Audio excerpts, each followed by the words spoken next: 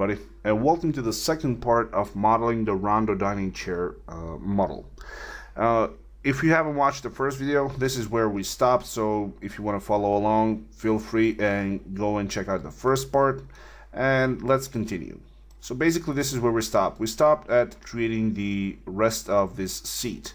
Now the reason for this was that we kind of ran a bit long on the previous video, and for this thing I actually want to create this portion here.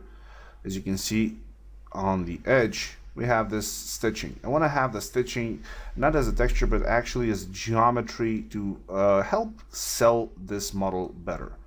So what I'm going to do here is, before I continue modeling anything else, is I'm going to make sure that I have this thing capped at the bottom as well. So I'm going to isolate, check on the side with the turbo smooth on.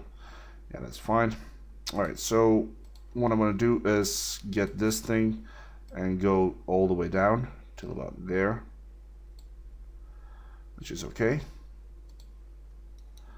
And now I'm going to isolate this thing and cap the bottom as well. So with the symmetry on, like so. I'm actually going to put it above the symmetry another edit poly, cap everything up. So cap, again, go and just like we did for the top, connect all of these edges up until the one in the middle, and one in the middle is going to get a cut from there all the way up to back. This thing is going to get one to there, and this one is going to get one all the way to there. All right, awesome. So now once I put on the turbo smooth, what you're going to notice is I get this sort of a result, which is not exactly what I want, since I do want to have the bottom being a bit sharper. So what I'm going to do here is, with the angles, select my angle by 15. I'm going to select everything on the bottom, go and inset once. This is going to give me an extra edge, and let's try and add in one edge over there. Let's see how this thing is going to hold that form. Much better. As I can see, if I go to 2, I get a much nicer result. But now here's the thing. I want to add in just one iteration for the turbo smooth, and now I'm actually gonna reuse this thing. As you can see, this edge basically coming all the way from here. So this edge, which for some reason I cannot select, I'll add in another poly. Let's see if this thing is going to work.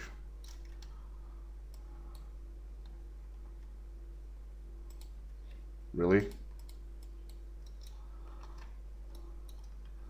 Well, this is one of Max's ways of trying to screw around when it kind of gets this bug. So in order to fix this bug, you have to right click and convert this to an editable poly, which is something I really hate because I lose my stack. But in this case, I guess fixing it, yeah, there we go. So now it's fixed. Go figure. Anyways, just so everything that we do on this side transfers to the other side, I'm going to turn on a symmetry, put it on the Z. So now we go over here, select this thing, and just do a very small extrude. Oh, not that big. So a tiny extrude edges, and the height I want it to go inside. So we get something like this. There we go, or like so. Click OK. Let's check the other side. There we go, the other side is fine. Now, on top of this symmetry, I'm going to put on a turbo smooth, and this is going to help with getting that line, but I think I want to have this thing to be a bit deeper. So let's go back again, select this thing, Go extrude. Let's try minus 0.8, like so. In this case, we're gonna have a bit of a problem because these edges are a tad bit too close to each other. So I'm gonna have to manually make sure they don't touch. There we go. Move this thing, put it inwards. Move this thing like that. All right, now let's see with the symmetry on and the turbo smooth. Yeah, I can work with this. And here's the thing, usually you do not want to leave n-gons like this one lying around. So what I can do here is take this thing, cut it to there, but I'm gonna get a triangle and a quad, which is not gonna be too big of a problem because once we're working with Turbo Smooth will take our entire geometry and transfer it into quads. So as you can see, here I have all quads. So there we go. 2 iterations gets us that nice look over there. Let's check the bottom. Bottom is fine. Also, we're gonna have chair leg on the bottom, which is gonna hide that end. So actually, I'm quite happy with how this thing looks like, because if we take a look at our reference, we're gonna see that it actually does look like that. All right, awesome. So that kind of makes the bottom finished. So now let's go ahead and create the backside for this thing. Creating the backside for this chair is not actually that hard either. So what I'm going to do here is start off the same way as we started off for the bottom. So on top of the symmetry, I'm going to put on a edit poly, and that edit poly is only going to be used so I can select these polygons that I want to create. So just select all of these like that, all the way up to there. Detach as clone. Okay, remove this edit poly. We won't be needing it anymore. Turn on the turbo smooth, and now we can just work with these polygons. Great. So first thing, I want to inset this thing for a small amount like that, and now I'm gonna, with these polygons selected, I want to push them out. So with the push modifier, I want to control exactly how far they protrude. So now I can actually use this push modifier to control how thick that cushion is going to be. So on top of this, I'm going to put a new edit poly. Select this polygon because I won't be needing it anymore. Move this thing all the way to the back like that. Make sure that we are working with symmetry on the Z axis, and we have something like this, which is more or less what we want. Now if I turn on a turbo smooth for this, you're gonna notice that issue again here, because the symmetry is again screwing up with the threshold. But sometimes this is another one of Max's very enjoyable bugs. When you turn on a symmetry, it can add a vertex in the middle of nowhere. So there's no reason for that vertex to be there, but well, the symmetry decided it's a good thing to add it, so it added it. So let's go in and finally just fix those small screw ups. Selected vertex, control backspace, remove that thing like it is. Great, this is gonna work just fine.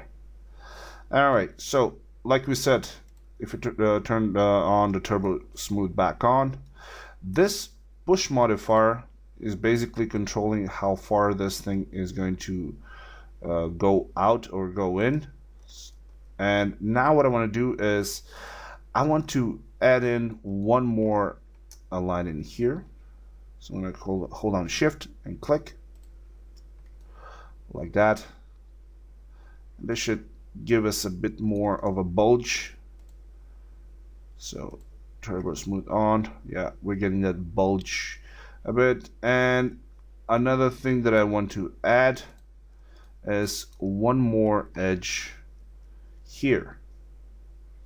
So this edge, I want it to protrude a bit further out so we get a bit of a rim over here. So I'm going to put another push modifier with that edge selected, so that if you take a look at this triangle next to the push, it only means that this push value will affect that edge like that. All right, awesome. So turbo smooth back on. Put in, let's try 2 iterations. Great. All right, so above the push, I'm going to actually put an edit poly. And the reason for this edit poly is that I want to go in, move some of these vertices so they're more in line with the form. But let's just add in one symmetry on the z-axis, so when I'm moving anything on this side, it's protruding in the, it's going to transfer on the other side as well. So now I'm going to go select all of these vertices slightly, and do me slightly, just move them to the back. There we go, show the cage. And let's see. All right, this is fine. Let's check on this side. Everything is okay. Now, another thing that I can see here is that I should probably select the vertices that are on the bottom, so all of these, and move them downwards. That is going to create this sort of an effect. So it's going to look like this thing is not just cutting out here, but it's being squished over by the seat, which is more or less exactly how it looks like on the reference image, as you can see here. All right, so we got that thing going. And okay, let's select this edge. And this edge is actually controlled exactly from this push modifier. So I can move it out a bit down. And I should probably go in and manually move this thing, because that push modifier is not making me too happy with how well that thing is being moved. So I'm gonna go and try to move this thing upwards, but it's still moving. Screw it. For now, I'm gonna leave it like this. I should probably, well, actually no. If I take a look at my image here, I can see this thing is actually flush with the wood, so it's not, it doesn't have that bulge here. So if this was a leather upholstery, it probably would have had that bulge, but as it is, it's actually quite fine. All right, so I'm gonna just go in and, just for my sake, change this color to gray, darker gray, change this to a whiter gray, so I can see what's going on. All right, I'm happy with how this thing looks like so far. So let's go ahead and continue on creating the legs and the final touches. For the legs, it's pretty easy because this is basically just boxes. So hold on Control, right click, choose a box, and create one like this. Now, Control or Alt X to make it transparent, right click, convert to an editable poly, and simply move all the vertices into position so they are more or less like what we're seeing at the reference image. Another thing that I might want to fix here is this thing needs to go a tiny bit lower, like that. There we go. Awesome. All right, so now once we fix this thing on the front, let's move it over to the side and move this thing over there and move this thing over here. And what I can see here is that my chair kinda needs to be a bit more on the sharper edge over here. So I'm gonna try and get that thing to follow this line a bit better by moving it. There you go. Like so.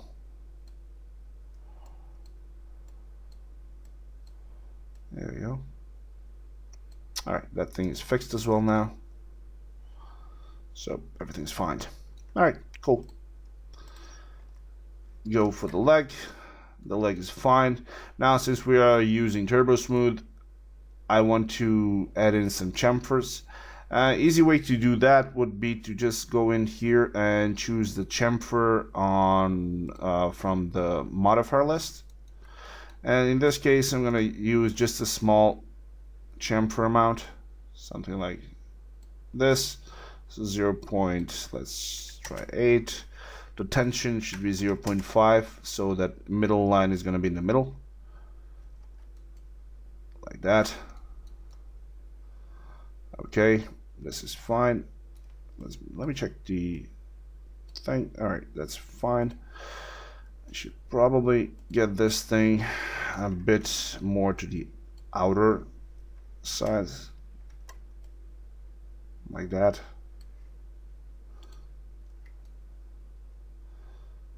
Awesome.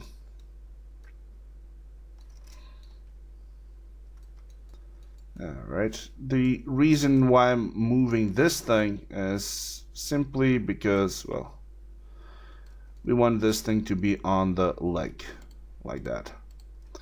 All right, great. We have this thing where it's supposed to be. From the front is right in the position, from the side is in the position. So now I'm gonna mirror this thing on the axe with as a copy. I'm actually gonna use a geometry. The mirror, move it over there like that. And now select this leg, hold on shift, move it backwards. Again, move all of the vertices in their corresponding positions. So on top of the chamfer, I'm going to put a edit poly, move these vertices here. This is okay. Now from the front viewport, I want to move them up to position as well. So move them there. Move this thing here. Let's check this thing out. Looks okay, but I still need to move a few of these vertices from the actual chair, I think, because from what I've seen on the reference image, this edge over here comes right next to the corner of this chair. So what this means is I can go in here into the chair, select these corresponding vertices, move them so that this thing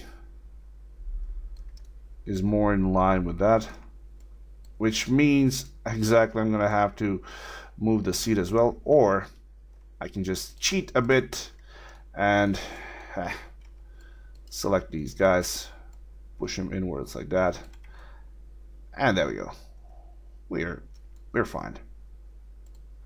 So now we're going to be just a few centimeters a bit to the side, but nobody's going to know. So mirror, again, copy, geometry, move it to the side like that.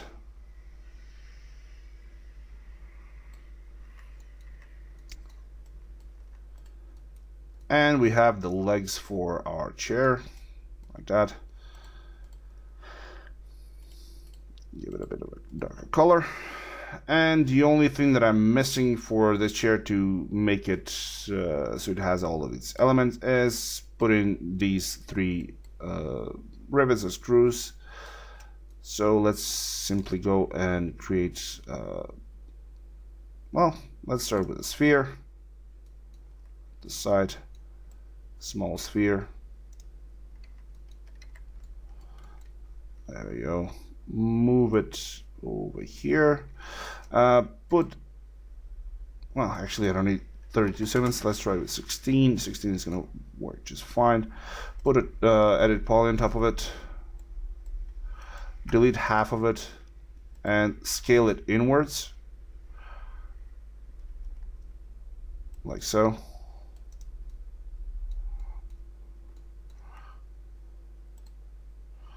Put it into position, like that.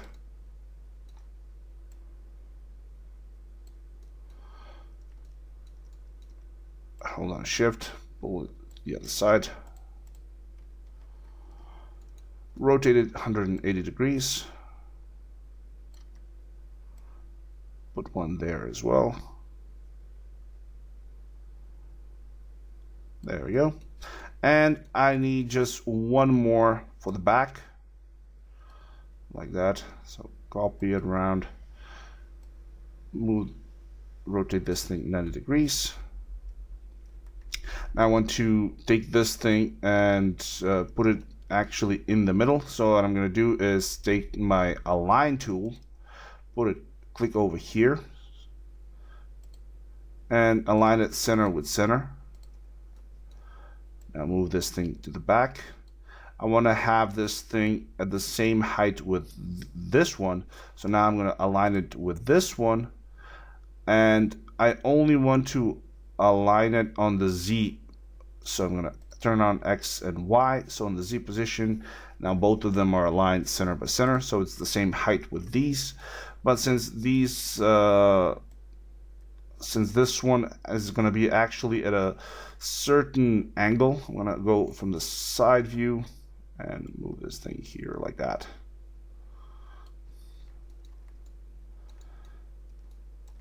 And with this, actually select all of these, give them a black color.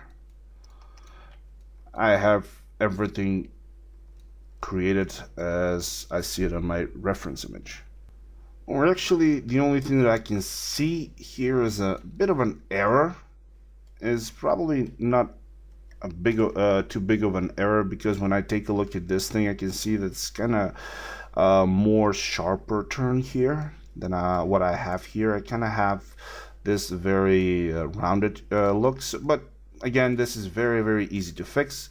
All you got to do is you go in above the symmetry, or you can actually go below the symmetry. So we just want to work on one side here.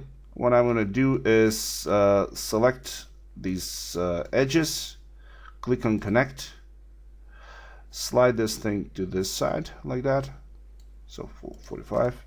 Select the cross edges here, so these ones, connect, and this is fine. Now I don't need these two and these two, so I'm going to control and backspace. Well, actually, before I do that, I'm going to select these vertices, this one and this one, so they're holding that edge. So I'm going to select both of these and both of these, and now control and backspace. So this should help me with holding that edge over there like that. There we go, much better, and everything is still quads. And there we go, we have our chair. And so with this, we are finished with the modeling phase for this chair. So I hope you guys had fun and you managed to learn something new. If you do have any questions, leave them below. I will meet you in the comment section of the video as always. If you enjoyed the video, then please click the like button. And if you're not subscribed, now is a great time to do so. As always, thank you very much for watching, and I will see you all in the next video. Bye-bye.